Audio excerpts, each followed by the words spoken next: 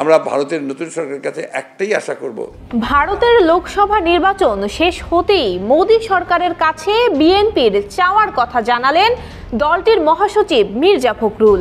তবে মোদীর কাছে কি এমন চাইলেন ফখরুল?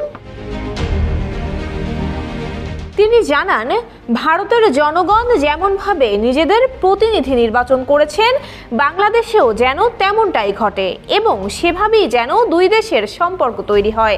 নরেন্দ্র মোদী সরকারের কাছে এটাই বিএনপির চাওয়া। ভারতের নতুন সরকার এই প্রত্যাশাকে মর্যাদা দেবে বলেও আশা প্রকাশ করেন তিনি।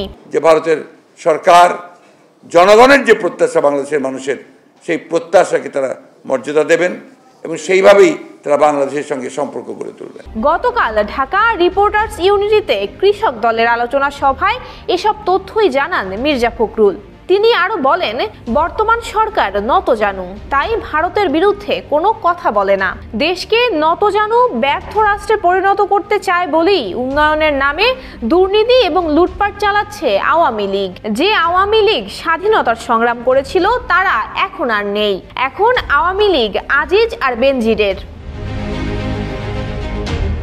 রাজনৈতিক অর্থনৈতিক ছাড়াও বাংলাদেশ ভৌগোলিকভাবেও চ্যালেঞ্জের মুখে রয়েছে বলে মন্তব্য করে বিএনপি মহাসচিব বলেন, নিজেদের পায়ে দাঁড়ানোর সক্ষমতা নেই বলেই সীমান্তে হত্যা ও পানি সমস্যার সমাধান করতে পারছে না সরকার। পানি আমাদের স্বীকৃত অধিকার, কিন্তু বন্ধু দেশ ন্যায্য হিস্সা থেকে বঞ্চিত করছে আমাদের। তিস্তার পানি বন্টন চুক্তির কথা বললেও হয়নি নতুন কথা।